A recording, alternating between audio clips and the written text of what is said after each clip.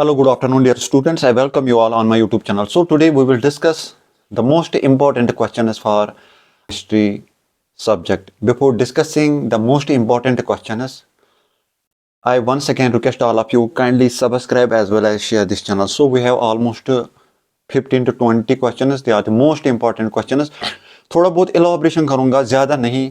आपको पता है कि मैं थोड़ा बहुत आपको वे आउट दिखाता हूं कि हम इस क्वेश्चन को कैसे सॉल्व कर सकते हैं सिंपल वे में. ये कंपलसरी नहीं है कि आप एक क्वेश्चन को टेढ़ा मेढ़ा बनाओगे या उसमें ऐसी चीज़ें डालोगे जो फ़ायदा ही नहीं है. आप स्ट्रेट टू द पॉइंट पे आ जाओ. उसमें मसला ये नहीं होता है कि लंबा क्वेश्चन हो, बड़ा क्वेश्चन हो, लंबे आंसर्स हमें होने चाहिए, ज़्यादा मार्क्स की क्वेश्चन हमें होने चाहिए. टू द पॉइंट पे आ जाओ, स्ट्रक्चर्स दिखाओ, इक्वेशंस दिखाओ या न्यूमेरिकल है उसको सॉल्व करो तो ऑटोमेटिकली आपको मार्क्स मिलेंगे. ठीक है. So let's start with we have class 12th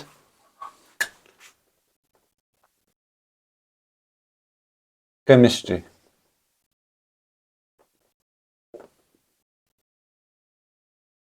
start हम डायरेक्ट करेंगे एक क्वेश्चन से, that is what is Kohlrausch's law. Kohlrausch's law क्या होता है? ठीक है. डायरेक्ट क्वेश्चन आपका आ सकता है ऐसे, व्हाट इज कोरराशिस लॉ.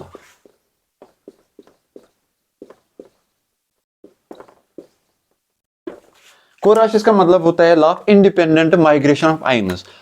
अच्छा, अगर हमारा एक इलेक्ट्रोलाइट है जिसमें बहुत सारे आयन्स हैं, ये लॉ क्या कहता है कि अगर जो मोलर कंडक्टिविटी होती है एक इलेक्ट्रोलाइट की, वो इंडिपेंडेंटली जो आयन्स की कंडक्टिविटी होती है वो उस पे वो वही होती है. ठीक है ना. So the molar conductivity of an electrolyte is directly proportional to individual molar electrical conductivity of individual ions. So this is Kohlrausch's law. अगर हमारे पास NaCl है, उसमें दो आयन्स है Na plus Cl negative. So अगर इंडिविजुअल इलेक्ट्रोलाइट की conductivity है NaCl की है लैम्डा NaCl, तो इंडिविजुअल आयन्स की भी वो कंडक्टिविटी होती है जैसे कि. So according to this law the molar conductivity of an electrolyte depends upon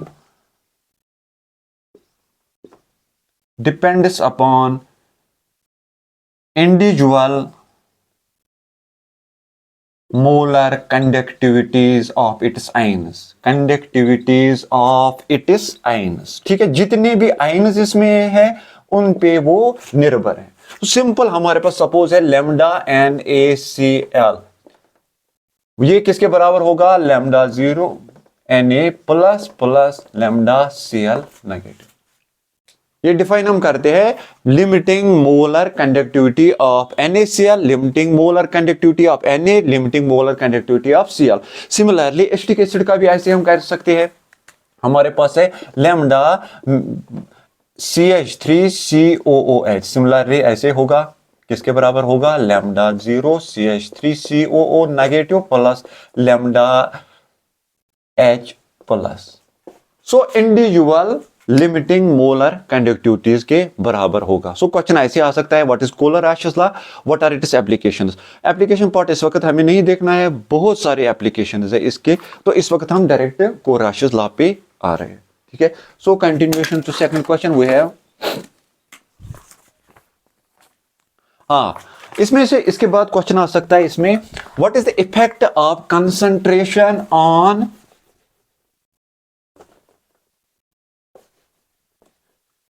question ऐसे आ सकता है, इफेक्ट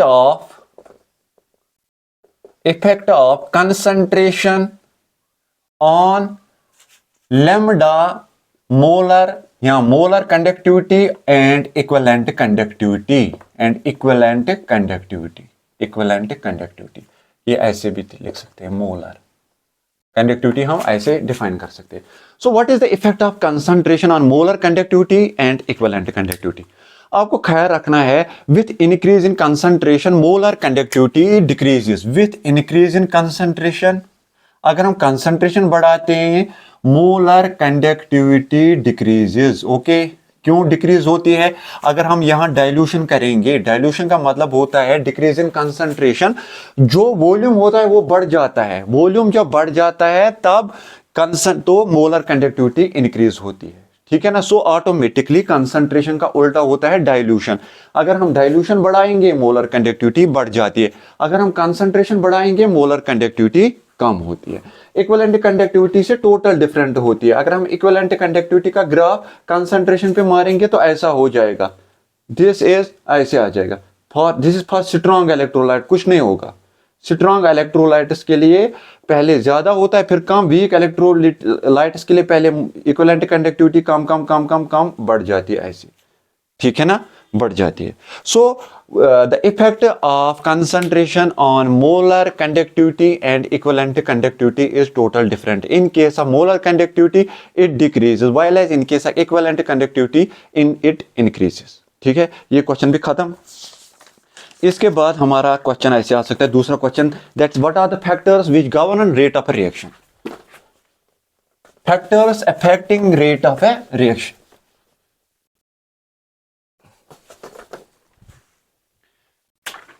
दूसरा question, factors affecting rate of a reaction. कौन कौन से फैक्टर्स है जिन पे रेट ऑफ रिएक्शन डिपेंड करता है? सिंपल, कंसंट्रेशन पे। अगर हम कंसंट्रेशन बढ़ाएंगे, आपको पता ही है rate of reaction depends upon direct concentration. Suppose zero order reaction है, फर्स्ट ऑर्डर रिएक्शन है, सेकंड ऑर्डर रिएक्शन है, zero order, first order, second order, तो हम जब कंसंट्रेशन बढ़ाएंगे तो रेट ऑफ रिएक्शन इंक्रीज हो जाएगी। Rate of reaction depends upon temperature, आपको पता ही है Arrhenius equation EA/RT। So with increase in temperature ये रेट पे डायरेक्ट डिपेंड करता है।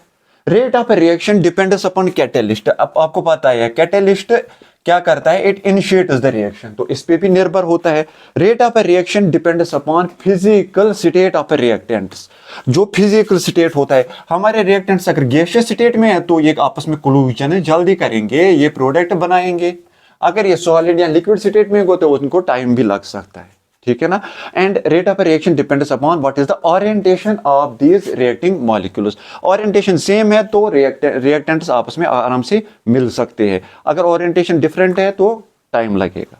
So rate of reaction depends upon concentration, with increase in concentration rate of reaction increases, rate of reaction depends upon temperature, rate of reaction depends upon concentration, rate of reaction depends upon what is physical state of reacting molecules, rate of reaction depends upon what is the orientation of molecules। ये भी खत्म। उसके बाद important question आ सकता है, what is SN1 reaction. तीसरा question, SN1 reaction क्या होता है?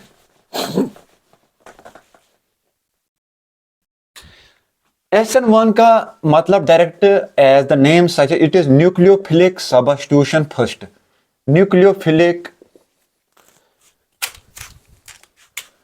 substitution first. So it means that rate of a reaction depends upon concentration of only substrate molecule। ठीक है, दो स्टेप्स में होता है। पहले स्टेप में क्या होता है, हमारा रिएक्शन इंटरमीडिएट बनता है। सपोज हम टर्शरी हैलाइड हम लेंगे, ठीक है, टर्शरी हम हैलाइड लेंगे, this is the substrate molecule. First step में क्या होता है, it is a slow step, there is formation of carbocation which is planar, this is planar carbocation, ठीक है ना। हमारे पास एक ऐसे है, ऐसे हमारे पास एक मॉलिक्यूल, ख्याल रखना ऐसे है हमारे मॉलिक्यूल्स, बराबर ऐसा ही है हमारा मॉलिक्यूल ये, ठीक है, ख्याल रखो। ऐसे तीन ग्रुप्स, एक ग्रुप ऐसे है, एक ग्रुप ऐसे, तीन ग्रुप्स ऐसे, ये ग्रुप ऊपर की तरफ, एक ग्रुप, ये ग्रुप हमने निकाला, नाउ इट इज प्लेनर, ये प्लेनर है। Now the incoming group, incoming nucleophile will attack from either top side or back side, so there is formation of two products, so there is retention in configuration। जो starting में जो stereochemistry reactant की है वही stereochemistry हमारे product की भी है। Suppose we have a nucleophile like this, और वाटर मॉलिक्यूल आपने एक न्यूक्लियोफाइल लिया तो हमारा प्रोडक्ट भी वैसे ही होगा जो स्टार्टिंग में था, खाली there is change in position of nucleophile, nucleophile ने इसको रिप्लेस किया। So this is SN1 reaction. मुश्किल नहीं होना चाहिए ये भी। अब इसके बाद SN1 रिएक्शन, हाँ SN1 रिएक्शन में आपको फैक्टर्स भी आ जाएंगे। What are the factors which govern this reaction, इस पे निर्भर करता है कितना बड़ा है होता है ये ग्रुप। सो ज्यादा मुश्किल नहीं है, क्योंकि हमारा जो अनहाइब्रिडाइज्ड ऑर्बिटल है that is above and below the plane. सो ऊपर साइड से भी अटैक करना है, नीचे साइड से भी अटैक करना है, तो मुश्किल नहीं होना चाहिए एक न्यूक्लियोफाइल को टॉप साइड या नीचे साइड से अटैक करना। एक न्यूक्लियोफाइल को मुश्किल नहीं होना चाहिए, चाहे वो ऊपर साइड से अटैक करे चाहे नीचे साइड से अटैक करे। So rate of reaction depends upon किस पे डिपेंड करता है, इन पे, इनके साइज पे, ठीक है, इनकमिंग न्यूक्लियोफाइल की स्ट्रेंथ पे। तो यहाँ टोटल डिफरेंट चीजें हैं। उसके बाद है what are carbohydrates, what are it is classification. आपको पता है न्यू डेफिनेशन ऑफ कार्बोहाइड्रेट्स की कैसी है। जो न्यू डेफिनेशन कार्बोहाइड्रेट्स की है, they are known as polyhydroxy aldehydes and ketones. Carbohydrates are known as polyhydroxy aldehydes और कीटोन्स। पॉलीहाइड्रोक्सील्डिहाइड्स और कीटोन्स, जिनमें बहुत सारे हाइड्रोक्सी ग्रुप्स होते हैं। फिर कौन सी फंक्शनलिटी होगी, चाहे अल्डिहाइड की तो हम बोलेंगे अल्डोज, अगर कीटोन की होगी हम बोलेंगे ketose. Suppose we have many OH groups, now we have a functionality that is aldehyde, we call it as aldose।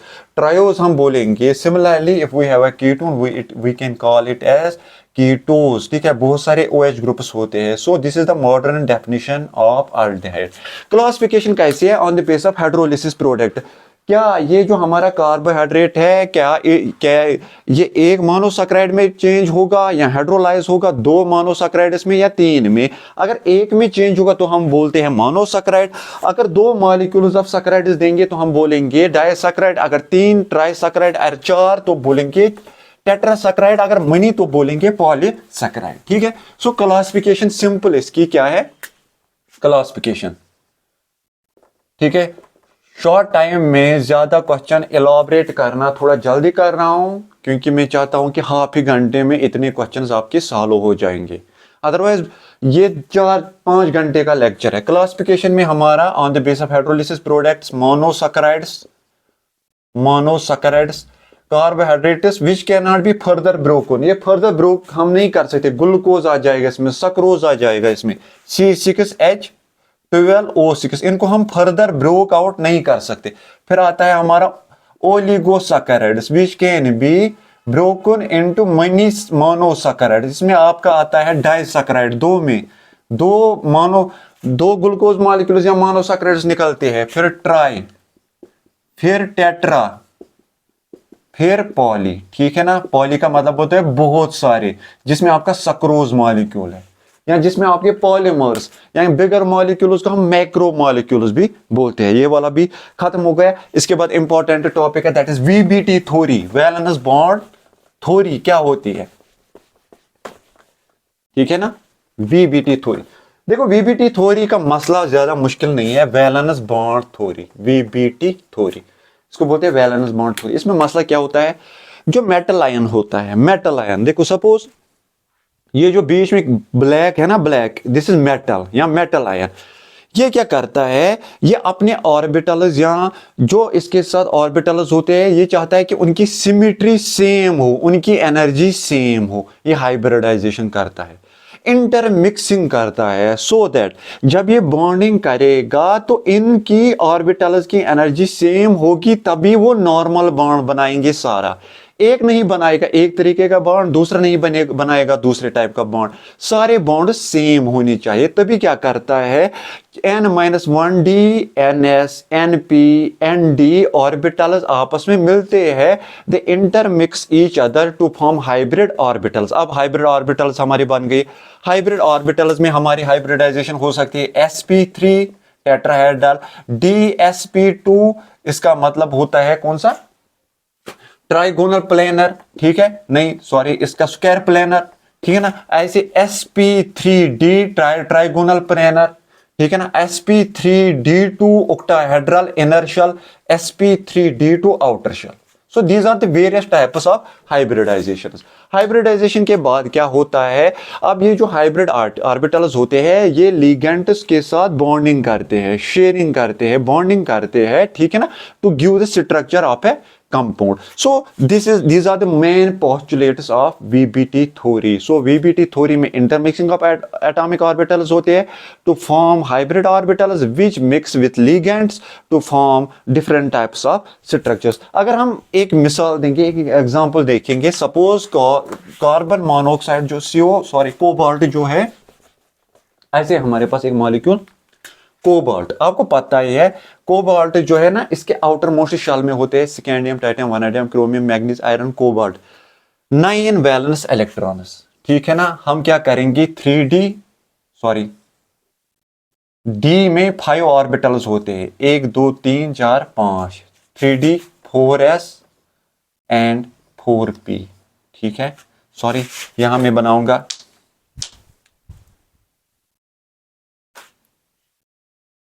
फिर से, मैं बनाऊंगा यहां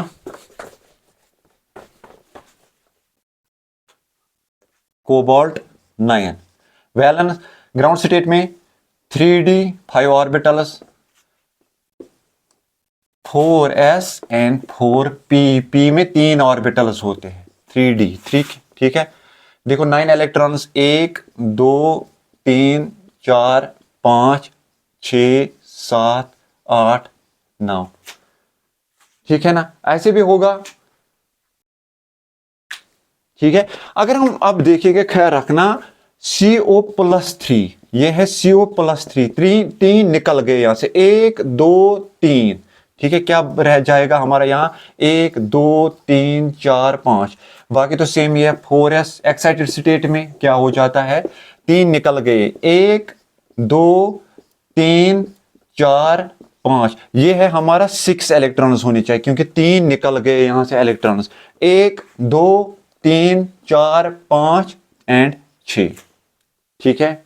अब ये क्या करेगा, ये जो इलेक्ट्रॉन्स होंगे, एक इलेक्ट्रॉन ये इसमें जाएगा, दूसरा इलेक्ट्रॉन इसमें जाएगा, पेयरिंग करेगा, इनर शेल कॉम्प्लेक्स बनाता है। जब ये पेयरिंग करता है तो जो ये इलेक्ट्रॉन्स होते, पेयरिंग कब करता है, पेयरिंग तब करता है जब स्ट्रॉन्ग लिगेंड हमारा हो, स्ट्रॉन्ग लिगेंड जब हो तब पेयरिंग करता है।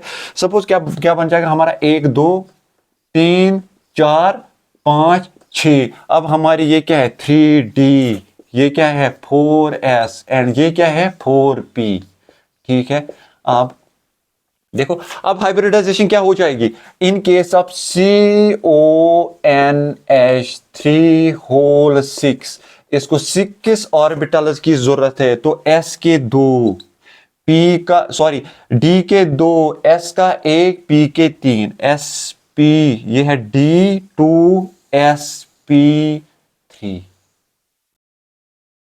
कितने ऑर्बिटल्स हमारे पे, 3 4 5 6 ऑर्बिटल जरूरत है, क्योंकि 6 लिगेंड्स है। So this is inner shell complex that is known as D2sp3। सो मुश्किल नहीं होना चाहिए VBT थ्योरी के थ्रू कोई भी मॉलिक्यूल हमें डिफाइन करना। सो ये जो हमारे लिगेंड्स होते हैं, ये इसमें भी इलेक्ट्रॉन देगा, इसमें भी, इसमें भी, इसमें भी, इसमें भी, इसमें भी, to form the structure that is known as inner shell octahedral complex। outer shell octahedral complex भी बनता है, so it depends upon which type of ligand we have। ये भी कंप्लीट। उसके बाद है हमारा क्वेश्चन, दैट इज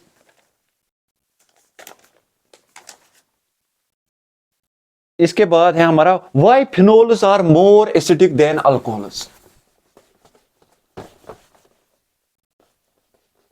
जो हमारे फिनोल्स होते हैं वो एसिडिक क्यों होते हैं ज्यादा अल्कोहल से। Why phenols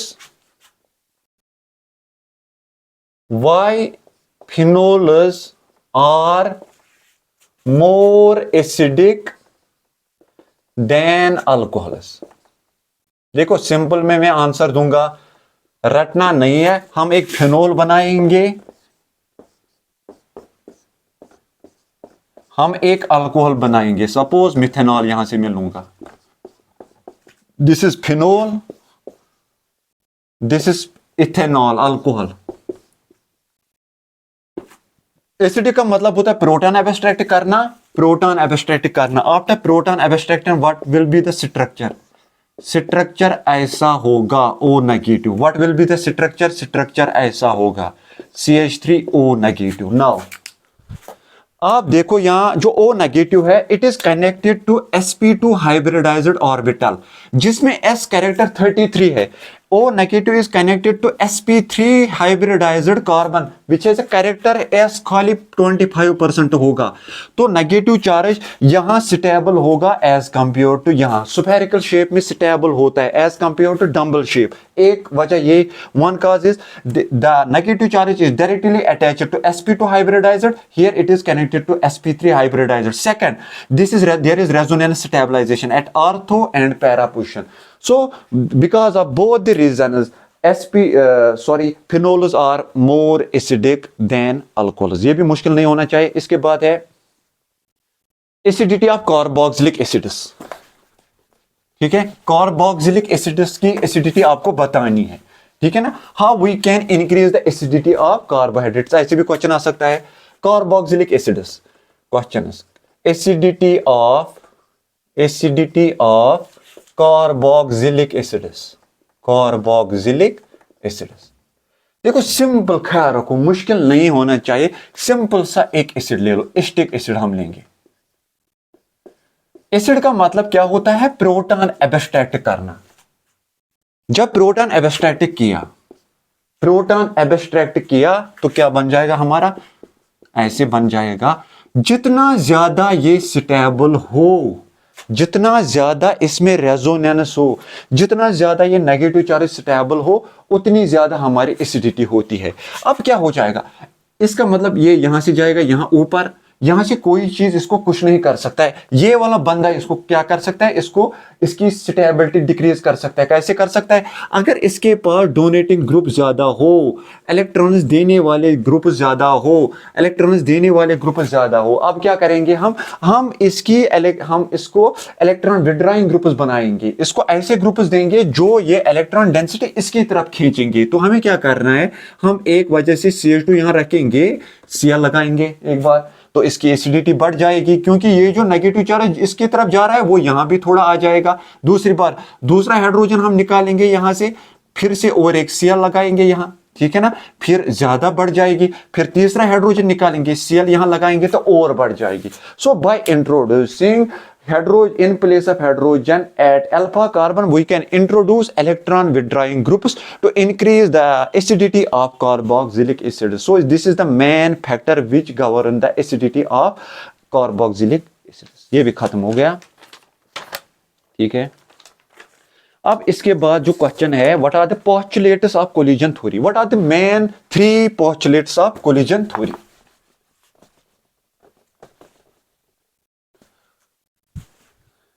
postulates of collision theory। ठीक है, कोलिजन थ्योरी में मसला क्या है? Reacting molecules react each other to form product, ये एक पोस्टुलेट है। सबसे इंपॉर्टेंट पोस्टुलेट क्या है? जो रिएक्टिंग मॉलिक्यूल्स होंगे ना वो रिजिड होने चाहिए। Reacting molecules should be rigid, reacting molecules should be rigid, molecules should be rigid. ठीक है, दिस इज फर्स्ट पोस्टुलेट। दूसरा, reacting molecules should have same orientation, reacting molecules should have same orientation, उनकी orientation same होनी चाहिए। ठीक है, ये वाला postulate. reacting molecules should possess energy more than the threshold energy, उनके पास एक एनर्जी पर्टिकुलर जिसपे रिएक्टिंग मॉलिक्यूल कन्वर्ट हो जाएंगे प्रोडक्ट्स में। So they should have a minimum energy that is threshold energy. ठीक है ना, ये 3 मेन क्राइटेरियाज है। अदरवाइज बहुत सारे अदर और भी क्राइटेरियाज है। पहला है should have rigid, reactive molecules should have same orientation, they should possess at least the energy more than that of threshold energy। ये भी खत्म। अब इसके बाद कॉलिगेटिव प्रॉपर्टीज क्या होते हैं and name any 4 colligative properties. Colligative properties का मतलब होता है वो वाले प्रॉपर्टीज जो डिपेंड करते हैं नंबर ऑफ पार्टिकल्स पे, depends upon colligative properties. Question, colligative properties depends upon number of particles, किस पे? Number of particles, not nature. Number of particles, ठीक है, नॉट ऑन नेचर, नेचर पे ये निर्भर नहीं करते हैं, नेचर कुछ भी हो लेकिन नंबर ऑफ पार्टिकल्स पे ये डिपेंड करते हैं। So lowering in vapour pressure, elevation in boiling point, lowering, depression in freezing point and आपका osmotic pressure, these are the 4 main qualitative properties. lowering in vapor pressure, elevation in boiling point, depression in freezing point and osmotic pressure. These are the 4 qualitative properties। खत्म ये वाला भी question. इसके बाद इसके बाद important question आ सकता है, what is Tyndall effect and Brownian movement. Tyndall effect and Brownian movement. पहले हम टिंडल इफेक्ट देखेंगे। अगर हम कोलाइडस देखेंगे, जब कोलाइडस पे हम लाइट डालते हैं तो उसमें स्कैटरिंग होती है कोलाइडस में, ठीक है ना। अगर हम लाइट यहां से लाएंगे, एक कोलाइडल सॉल्यूशन होता है, उस पे हम लाइट डालते हैं, तो जब हम लाइट डालते हैं कोलाइडस पे, कोलाइडल सॉल्यूशन पे, there is scattering of light. This process is known as Tyndall effect. Simple. when light is given to colloidal solution, there occurs scattering. This process is known as Tyndall effect। उसके बाद है Brownian movement। Fluids में क्या होता है, there is zigzag movement, uncontrolled, erratic zigzag movement, ठीक है ना। क्यों हो रहा है वो zigzag movement? Because of collisions। This process is known as Brownian movement। So Brownian movement fluids में होता है because of uncontrolled collisions। That process is known as Brownian movement। ये वाला भी खत्म। इसके बाद है important question, causes of lanthanide contraction. ये भी ख्याल रखो आप, लेंथेनाइड कंट्रैक्शन क्यों होता है। देखो, लेंथेनाइड कंट्रैक्शन का मतलब होता है, अगर आप एक पीरियोडिक टेबल में जाओगे लेफ्ट से राइट तक, स्पेशली डी ब्लॉक एलिमेंट्स में साइज डिक्रीज होता है। क्यों डिक्रीज होता है इसका भी आपको ख्याल रखना है। अब जो एस ऑर्बिटल होते हैं उनकी शील्डिंग ज्यादा होती है as compare to p, as compare to d, as compare to f. क्योंकि डी एफ ऑर्बिटल्स होते हैं ना, उनके लोबस बाहर होते हैं। एस ऑर्बिटल जो होता है that is spherical, that is close to nucleus. तो ये जो आउटर मोस्ट शेल्स होते हैं डी वाले या एफ वाले, ये इनको शील्ड करते हैं। So the shielding of outer most shells due to inner most shells, this process is known as lanthanide contraction. ये किन में होता है, s, f and d block elements में। क्योंकि because of poor shielding of f and d block elements, ठीक है ना। उनके ऑर्बिटल्स दूर होते हैं, वो न्यूक्लियस से दूर होते हैं, न्यूक्लियस का इफेक्ट उन पे ज्यादा नहीं होता है। सो ये आउटर मोस्ट शेल्स को ज्यादा स्क्रीन या शील्ड नहीं करते हैं। This process is known as shielding और स्क्रीनिंग इफेक्ट। सो यही इसी वजह से लेंथेनाइड कंट्रैक्शन होती है, ठीक है ना। कंट्रैक्शन इसी वजह से होती है क्योंकि because of poor shielding, because of किनका poor shielding, d and f block elements का, ठीक है। ये वाला भी पॉइंट खत्म। इसके बाद है what is iso electronic point. ये अमीनो एसिड्स में है आइसो इलेक्ट्रॉनिक पॉइंट। ख्याल रखना, एक ही स्ट्रक्चर में सारा कुछ दिखाता हूं। Iso electronic point, iso electronic point, iso electronic point क्या होता है, यहां जिविटर आयन भी बोलते हैं इनमें, इसको जिविटर आयन। जो हमारा अमीनो, सिंपलेस्ट अमीनो एसिड में यहां से बनाता हूं, COOH, CNH2HR, this is alpha amino acid, alpha amino acid. अगर हम एक बेस लेंगे, base will abstract this proton to form, क्या बनाएगा ये, एनायन। क्या बनाएगा ये, एनायन। देखो एनायन कैसे बन जाएगा, COO negative, this anion. In presence of electric field, this anion will move towards anode. In presence of electric field, this anion will move towards anode. किसकी तरफ जाएगा, एनोड की तरफ। अगर हम अब एसिडिक मीडियम लेंगे H+, जो इस पे लोन पेयर होता है, it will attack here to form cation। क्या बन जाएगा, NH3, this is cation। क्या है ये, cation। Now in presence of electric field, this cation will move towards cathode. किसकी तरफ जाएगा, कैथोड। जब हम इलेक्ट्रिक फील्ड देंगे, दिस पॉजिटिव चार्ज, जिसको आप बोलोगे this anion, this cation, cation will move towards cathode. हम वो वाला pH लेंगे जो इनके दरमियान होगा, so that there is no net movement. That very point where there is no net movement in electric field, that very point is known as isoelectronic point or Zwitter ion. उस time both ions बनते हैं, इसलिए उसको बोलते हैं Zwitter ion. So ये वाला भी खत्म हो गया. उसके बाद है क्लासिफिकेशन ऑफ अमाइनस. अमाइनस की क्या क्लासिफिकेशन है? सिंपल है, primary, secondary and tertiary अमाइनस.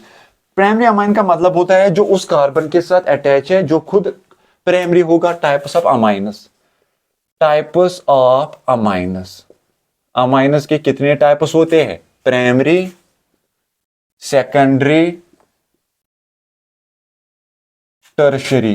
Kawat मेरी भी बोल सकते हो यार कभी कभार आप, मसला नहीं है. प्राइमरी का मतलब होता है, देखो हम क्या करेंगे, हम वो अमाइन बनाएंगे जिसमें नाइट्रोजन खुद उस कार्बन के साथ जुड़ा हो. देखो ये उस कार्बन के साथ जुड़ा है जो खुद किसी कार्बन के साथ जुड़ा नहीं हो या एक कार्बन के साथ जुड़ा हो. ये कार्बन खुद एक कार्बन के साथ जुड़ा है.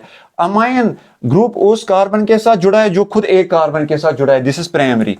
अब हम बनाएंगे अमाइन, ठीक है ना, ये उस कार्बन के साथ जुड़ा हो जो दो कार्बन के साथ जुड़ा हो. This is secondary. समझ है युवा, मुश्किल नहीं है. This amine is attached to that very carbon which itself is attached to with two carbon. ये दो कार्बन के साथ अटैच. This is secondary. अब अमाइन ग्रुप उस कार्बन के साथ अटैच है जो खुद तीन कार्बन के साथ जुड़ा है. ये खुद तीन कार्बन के साथ जुड़ा है. This is tertiary. इसके बाद जो इंपॉर्टेंट क्वेश्चन है that is difference between physio absorption या फिजिकल एब्जॉर्प्शन एंड कीमियो एब्जॉर्प्शन. ठीक है ना, इसको केमिकल एब्जॉर्प्शन भी बोलते हैं, फिजिकल एब्जॉर्प्शन भी बोलते हैं. इसकी डिफरेंस हमें बतानी है. सिंपल है, मुश्किल नहीं है. हम यहां से देखेंगे कि फैक्टर क्या है. पहला ही चीज है स्पेसिफिसिटी. स्पेसिफिसिटी ये नहीं होता है, स्पेसिफिक नहीं होता है, ये तो स्पेसिफिक होता है. ठीक है. दूसरा चीज अगर हम देखेंगे रिवर्सिबिलिटी, ये हम रिवर्सिबल भी कर सकते, ये नहीं कर सकते. एक बार हुआ नहीं करेंगे. तीसरा चीज फोर्सेस, इसमें वंडरवाल्स होंगे, वंडरवाल्स एटसेट्रा, जो फिजिकल फोर्सेस, इसमें केमिकल अट्रैक्शंस होते हैं, केमिकल फोर्सेस. समझ आ रहा है आप लोगों को? मुश्किल नहीं होना चाहिए ये भी. चौथा, एक्टिवेशन एनर्जी की जरूरत पड़ती है, यहां नहीं पड़ती है. एक्टिवेशन एनर्जी ना, कोई भी गैस हो सकता है, जरूरत होती है. वही गैसेस एब्जॉर्ब होती है जिनकी एक्टिवेशन ज्यादा होती है. फिर हम इसके बाद देखेंगे टेम्परेचर का इफेक्ट क्या है. टेम्परेचर बढ़ाने से, अगर हम टेम्परेचर बढ़ाएंगे ये कम होता है, टेम्परेचर बढ़ाने से बढ़ जाता है. ठीक है. So these were certain factors which differentiates physical absorption with chemical absorption. मुश्किल नहीं होना चाहिए. ये भी कुछ ही फैक्टर्स है, इसमें बहुत सारे फैक्टर्स है, तो ये इंपॉर्टेंट फैक्टर्स है. उसके बाद और एक इंपॉर्टेंट टॉपिक है that is what are primary, secondary and tertiary alcohols. जैसे कि अमाइनस में मैंने बोला, सिमिलरली हमारे अल्कोहल्स में भी है. What are primary, secondary and tertiary alcohols.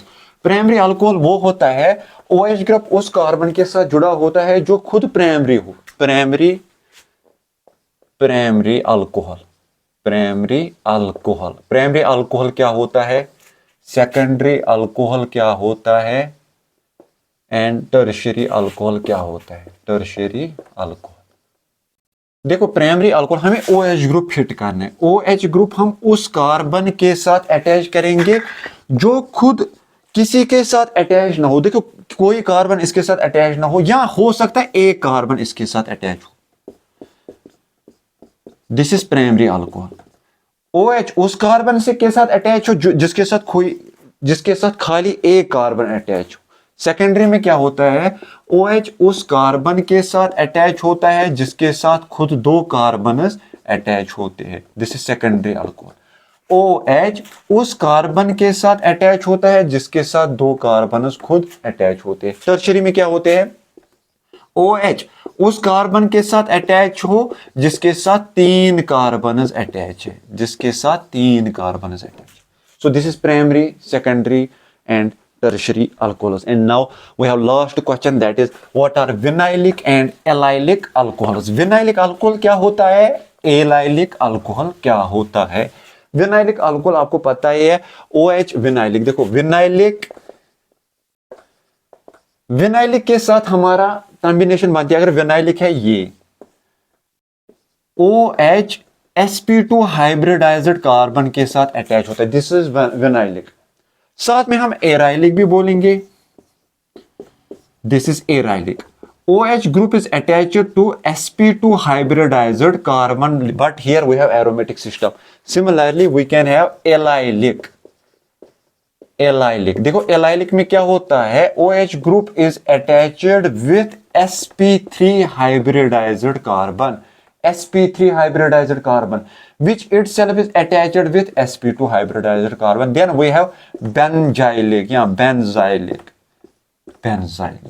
OH group is attached with sp2 sp3 hybridized carbon. So main difference between vinylic and allylic alcohol is, in case of vinylic alcohol OH is attached with sp2 hybridized carbon, while as in case of allylic alcohol OH group is attached with sp3 hybridized carbon. So these were the elaborations of certain questions, most important questions. Hopefully you have enough learned from these very questions. Thank you for your cooperation. Jabardast cooperation raha.